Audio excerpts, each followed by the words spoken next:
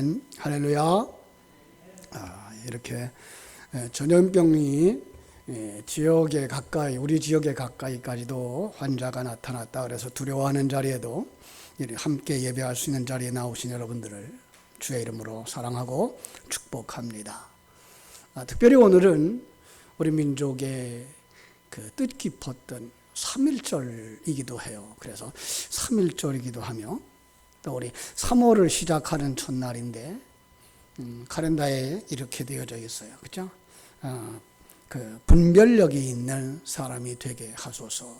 그래서 이 달에는 우리가 분별력 있는 사람이 됐으면 좋겠다. 아주 정확한 하나님의 예비하심의 주제가 아닌가라고 생각을 하게 됩니다. 또 이렇게 참 하나님이 창조한 세계를 바라다 보며 하나님이 섭리하시는 이 우주를 바라다 보며 그 속에 내가 예배하는 자라고 하는 것을 다시 한번 깊이 생각할 때 얼마나 감사한지 모릅니다. 오늘 예배한 우리의 모습을 또 우리 하나님께서 이렇게 축복하시고 은혜 입혀주실 줄로 믿습니다. 우리가 신령과 진정으로 예배할 때에 세상에 줄 수 없는 힘과 용기 그리고 즐거움과 기쁨 이상의 놀라운 것을 허락해 주실 줄로 믿습니다. 마음에 근심하시는 분이 있습니까? 고민하시는 분이 있습니까? 오늘 이 자리에 이 예배를 통해서 우리의 근심과 걱정이 사라지게 되기를 주님의 이름으로 축원합니다. 사람들은 누구나 평안함을 꿈꾸고 살아가죠. 걱정 없이, 염려 없이, 아무런 그 문제도 없이 인생을 살기를 그렇게 갈망하고 소원합니다. 기도할 때도 그렇게 기도합니다. 하나님, 내 인생에 아무런 문제가 없게 해주세요. 내 인생에 어떤 어려움도 닥치지 않도록 도와주세요. 우리 자신뿐만 아니라 우리 자녀들을 놓고 기도할 때 더 그러죠. 참 고생하면서 고난 속에서 풍랑 속에서 살아가는 인생들이 아니라 어떻게 하든지 하나님의 도우심 속에서 평안하기만을 원합니다. 우리 그러면서 지금까지 살아왔습니다. 우리의 삶은 어떠했습니까? 마치 가을의 열매가 이렇게 아름답게 익어서 우리 손에 들려질 때에 열매만 보면 뭘 생각해요? 그의 열매가 되어질 때까지 다 평안했을 것 같고 순탄했을 것 같지만은 이 나무도 한겨울 찬바람 맞으면서 가뭄도 겪으면서 한여름에 태풍도 바람도 겪으면서 그 속에서 꽃 피었고 열매 맺었고 그 열매 자라나면서 병충해와 싸워 이겨서 아름다운 열매가 되어진 거 아닙니까? 우리도 그렇죠. 우리도 내가 여기까지 살아온 내 인생이 그저 편안하고 순탄한 것만은 아니었죠. 어린 시절 수없이 많은 배탈, 감기, 홍역도 겪고, 그죠? 많은 넘어져서 상처도 나고. 우리의 걸어온 길이 그러하지만, 그럼에도 불구하고 우리 자녀들은 할 수만 있으면 평안했으면 하는 생각으로 살아가고 있는지도 모릅니다. 유대 땅에 주전 580년경에 히스기야 왕족의 그 어떤 집에 태어난 한 사람이 있었습니다. 부모님의 사랑을 받으면서 우리가 자식을 사랑하며 양육하듯이 부모님의 온갖 정성 다 들여 키운 자식, 성장해서 이제 가정도 이루어야 되겠다, 좋은 앞날도 펼쳐지겠다 생각하는 그 20대 청년 때에 그만 그 평안한 나라에 전쟁이 일어났습니다. 이웃에 있었던 강대국이 이 나라에 침략해 들어온 겁니다. 강대국의 그 왕은 느부갓네살 왕이었는데 침략을 해서 그들을 정복하면서 왕족 가운데 포로를 잡아오도록 이렇게 명령했고 거기에 이 아들이 잡혀간 겁니다. 이 아들의 이름이 다니엘이죠. 그는 정말로 부모님을 통해서 배운 신앙, 그리고 그 신앙대로 살려고 하는 의지가 굳은 청년. 그래서 하나님 앞에 예배하는 것이 습관화처럼 되어졌고 그의 먹는 음식이 정말로 정결해서 자의 육체도 더럽히지 아니하려고 했던 이 청년. 그런데 그는 이해할 수가 없었습니다. 왜 이렇게 믿음 생활 잘한 내가, 우리 민족이 왜 이렇게 침략을 당해야 했는지, 그리고 왜 이렇게 포로를 잡혀와야 했는지, 바른 신앙을 지키려고 애썼고 하나님과 교제하는 삶을 살려고 몸부림쳤는데 하나님은 왜 이 유대 나라를 지켜주지 않으셨는지, 포로 되어져 간 그것만으로도 견딜 수 없는 그런 상황이었습니다. 그런데 이러한 청년이 다니엘만은 아니었습니다. 다니엘의 세 친구로 알려진 사드락과 메삭과 아벳느고 역시 그런 사람이었습니다. 비록 포로가 되었지만은 우리 여기서 신앙의 정조를 지키자라고 그들은 마음의 결심을 하고, 그들이 처음 만났던 위급한 상황, 왕의 제사상에 올랐던 음식을 먹어야 하는 것이었는데 그것을 거절할 수 있는 지혜를 얻었고, 그 지혜를 발휘함으로 말미암아 그들은 채소를 먹으면서 부정한 음식을 먹지 않을 수가 있게 되었습니다. 하나님의 은혜를 구하는 그들, 하나님의 지혜를 구하는 그들에게 하나님은 지혜를 주셨고, 많은 사람들 가운데에서도 그들이 왕의 총애를 받는 자리에 서게 되었을 때 그를 질투하는 사람들이 생겨났습니다. 그들이 왕의 신상을 높이 만들어 놓고 그 앞에 절하지 않으면 풀무불에 던져자. 왕은 그게 왕을 존경하는 일인 줄 알고 좋게 여겼고, 그리고 그것을 법으로 정했습니다. 고소하는 이들에 의해서 이 사드락, 메삭, 아벳느고는 붙잡혀갖고 왕 앞에 섰을 때에 왕이 다시 한번 묻습니다. 이제라도 좋으니 왕의 신상 앞에 절하면 용서하겠다. 그때 그들이 뭐라고 대답하죠? 왕이여, 우리가 섬기는 하나님이 우리를 맹렬히 타는 풀무불 가운데서도 능히 건져내시겠고 왕의 손에서 건져내시리이다. 그러면서 한 말씀이 있어요. 그리 아니하실지라도 왕이여, 우리가 왕이 세운 금신상에게 절하지 아니하겠습니다. 어떻게 됐을까요? 풀무불 속에 던져졌습니다. 하나님은 그들을 그 풀무불 가운데서 지켜서 머리털 하나 상하지도 아니하고 옷자락도 그을지 아니했던 것을 우리가 기억합니다. 이제 왕이 바뀌었습니다. 다리오가 왕이 되어졌습니다. 그들이 이번에는 또 다니엘을 넘어뜨리려고 올무를 놓습니다. 왕에게, 왕 외에 다른 신에게 기도하거나 절하는 자는 사자굴에 넣도록 하십시다. 다리오 왕이 자기의 왕권이 높아지는 줄 알고 그 조서에다가 도장을 찍었습니다. 가장 가까이에 있는 이 다니엘이 모를 리가 없습니다. 그러나 그럼에도 불구하고 오늘 제가 읽어드린 말씀처럼 다니엘이 어떻게 했어요? 다니엘이 이 조서에 왕의 도장이 찍힌 것을 알고도 자기 집에 들어가서 윗방에 올라가 예루살렘으로 향한 창문을 열고 전에 하던 대로 하루 3번씩 무릎을 꿇고 기도하며 그 하나님께 감사하였더라.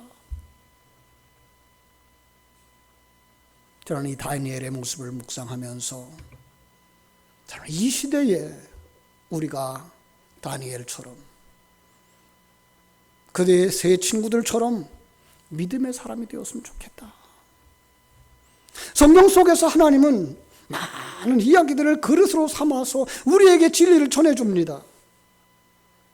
오늘 본문의 말씀도 그렇습니다.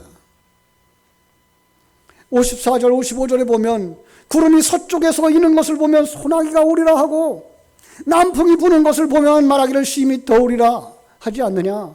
그렇습니다. 우리 어른들도 아시죠? 저녁에 그 해무리가 지면, 노을이 지면, 그죠? 이튿날 날씨가 좋다고 생각하죠. 그죠? 이들의 그 나라가 그랬어요. 바로 우리나라와 비슷하게 서쪽에 그 지중해가 있었어요. 그래서 서풍이 불어오면 거의 100% 비가 왔어요. 그리고 남쪽에 사막지대에서 불어오는 바람이 불면 그 태풍을 쉬러 오라고 했는데 남풍이 불어오면 날씨가 더워져요. 그래서 농작물도 해를 입고 짐승도 사람도 해를 입는 그런 경우가 생긴 거예요. 이런 현상들을 하나님은 그릇으로 삼아서 그들에게 진리를 전해주셨듯이 오늘 우리들에게도 이렇게 시대를 맞이해서 귀한 진리의 그릇을 우리에게 주셔서 우리에게 계시해 주시는 하나의 도구가 나타났습니다. 다름 아닌 코로나19라고 하는 전염병입니다. 중국뿐 아니고 우리나라 수도권에서 시작된 전염병이 대구에, 경북에, 요즘은 전국에 전염되어지고 있어요. 참으로 우리가 알 수 없는 것은 병이 들었는데도 병의 증상이 나타나지 않는다는 거예요. 그런데 다른 사람에게는 또 전염이 된다는 거예요. 마치 무엇과 같아요? 사단의 역사와 같아요. 성경은 그렇게 말하죠. 우는 사자와 같이 삼킬 자를 찾는다고.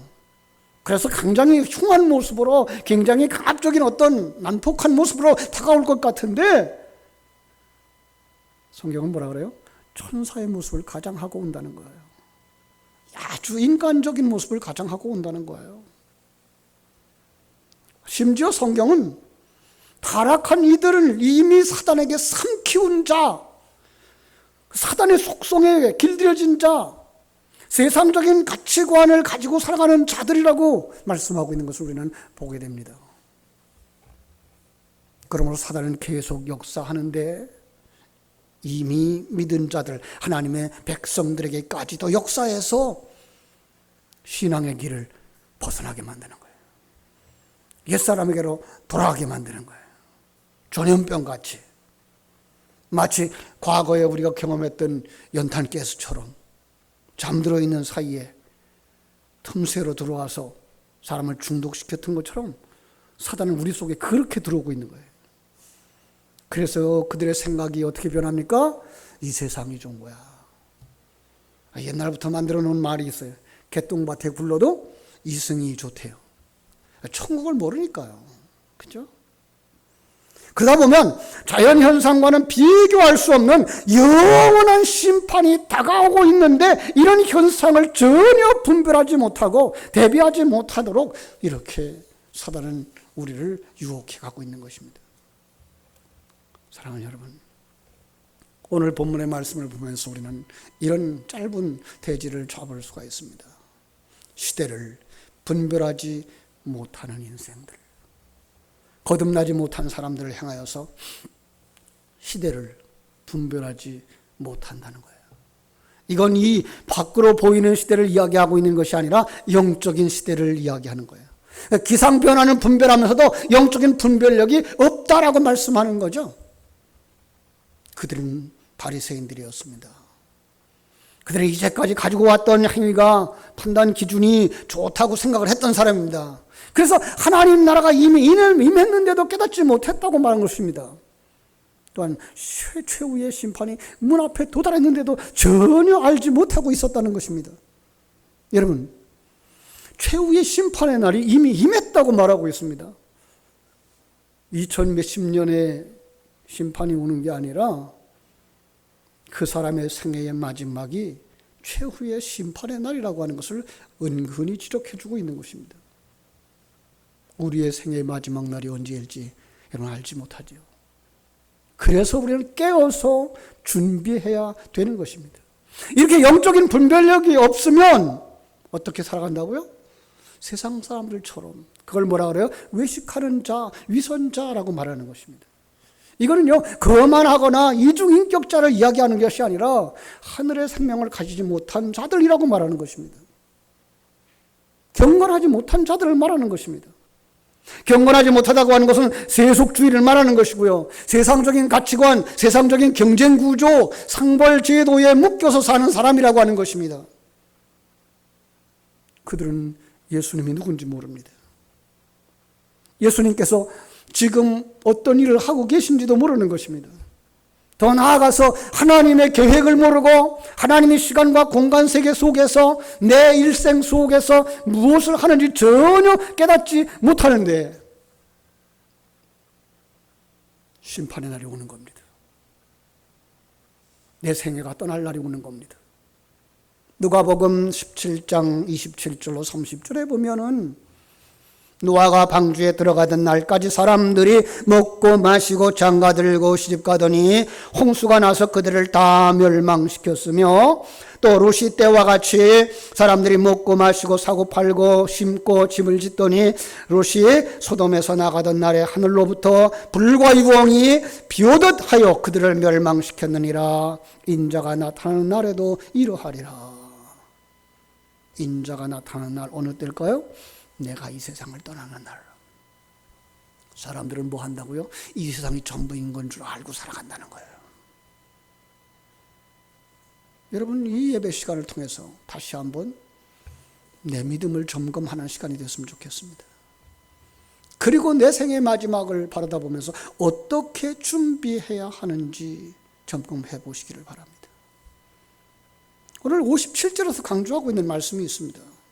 57절 뭐라고 되어 있죠? 또 어찌하여 옳은 것을 스스로 판단하지 아니하느냐라고 말씀하고 있습니다. 여기 스스로가 강조되어져 있는 말씀입니다. 여러분, 다른 누구를 따르려고 하지 말고 스스로 분별력을 가지라고 하는 말입니다. 스스로 영적인 능력을 가지라는 말입니다. 스스로 확신 있는 믿음을 가지라는 말씀입니다. 왜입니까? 예수님을 따라다니던 무리들, 예수님을 따라다니면서 예수님의 가르침에 놀라워하면서도 여전히 율법에 얽매여, 여전히 세상적인 종교적인 가치 판단 기준에 얽매여 하나님의 나라를 누리지도 못하고 장차 있을 무서운 심판도 대비하지 못하고 있다는 것을 아셨기 때문에 그렇습니다. 오늘 우리 시대도 마찬가지입니다.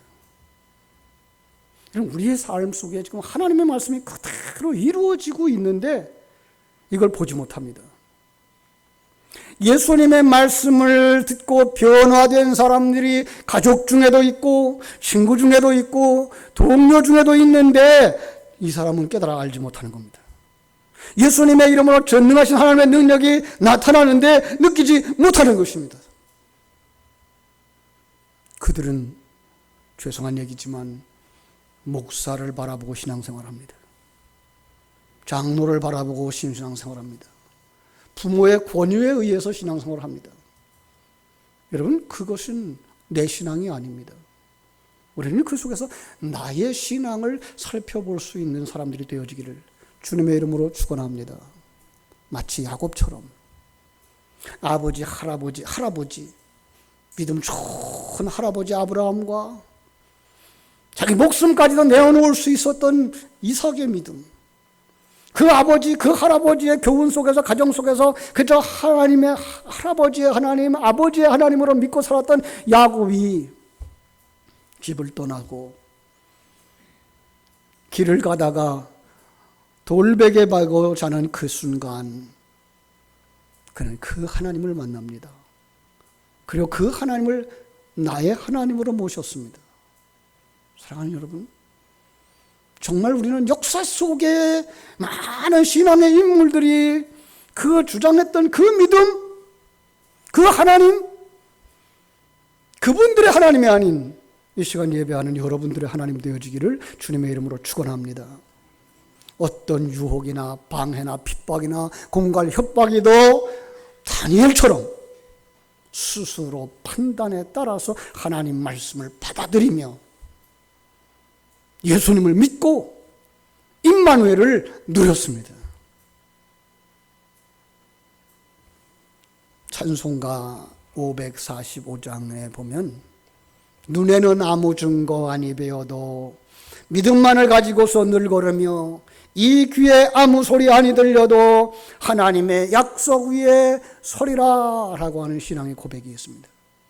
정말로 여러분, 육신의 눈으로, 세상의 눈으로 아니 뵐지라도 영적인 약속의 말씀들을 우리가 굳게 믿으며 세상에 들리는 그 소리로 아니 들려도 하나님의 음성을 들을 수 있는 믿음에 굳게 서는 여러분들 되시기를 주님의 이름으로 축원합니다.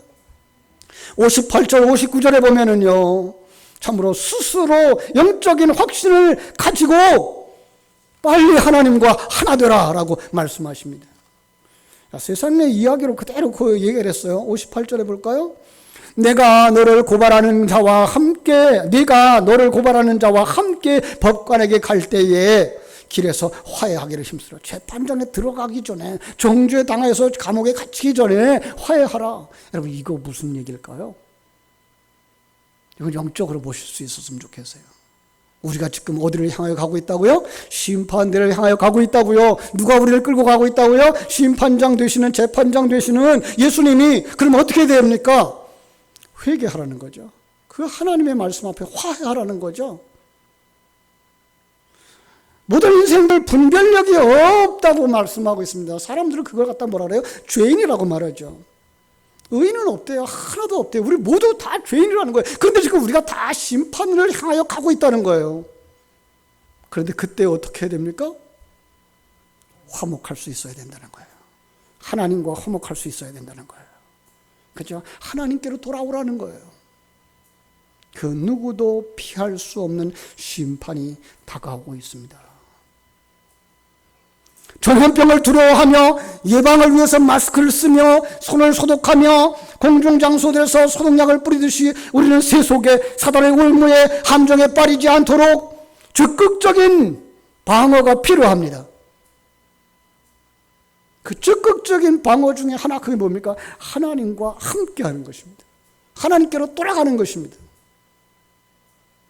이렇게 갈등들이 심하죠. 예배하는 교회마다 예배를 계속합시다. 우리 더 안전을 좀 도모해서 예배를 좀 쉬었으면 좋겠습니다. 교회마다 그래요. 그리고 목사님들은 어떻게 돼요? 서로 당신 교회 상황은 어떤가? 우리 노회 안에 있는 어른들은 어떤가? 의견을 나누죠. 어떤 분이 그런 얘기를 해요. 90 먹은 권사님이 예배 끝까지 합시다 그런다는 거예요. 그러면서 농담 반 진담 반으로 병들어서 열흘만 아프고 죽을 수 있다면 그거보다 더 좋은 게 어디 있습니까? 그래서 천국 간다면 난 그 길 가겠습니다 그러더라는 거예요. 남의 이야기로 할 것은 아닙니다. 왜죠? 스스로 해야 됩니다. 오늘 말씀에서 강조하고 있는 게 뭡니까? 스스로 분별력 있게, 그죠? 사단의 올무에 빠지지 않고 대처할 수 있는 믿음이 필요한데 그 믿음이 무엇입니까? 시편 1편의 말씀이 말하고 있습니다. 악인의 꾀를 좇지 아니하고 죄인의 길에 서지 아니하고 오만한 자의 자리에 앉지 아니하고 여호와의 율법을 주야로 묵상하는 것인 줄로 믿습니다. 사랑하는 여러분, 전염병이 염려되시죠? 저도 염려됩니다. 그러나 우리가 그것에 굴하여 하나님 앞에 예배하는, 하나님이 받으시는 이 예배를 멈출 수는 없다고 생각합니다. 그래서 최대한 안전하게 주의를 지키자. 그래서 우리 주일학교가 우리 교육부장님이 강권해서 오늘도 각각 집에서 영상을 통해서 예배를 할 수 있게 해줬고, 또 우리도 이 시간에 우리 부목사님의 수고를 통해서 집에서도 이렇게 유튜브를 통해서 아마 지금 우리가 드리는 이 예배를 이 시간에 동시에 볼 수 있게 해드렸습니다.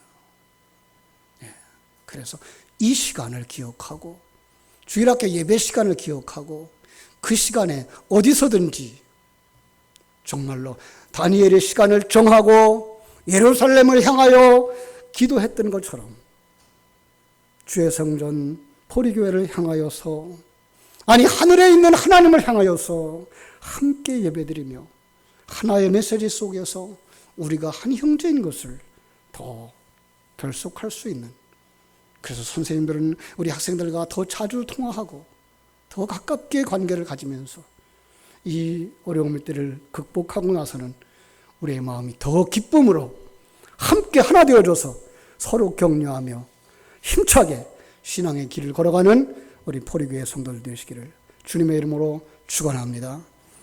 기도하겠습니다. 아버지 우리 하나님,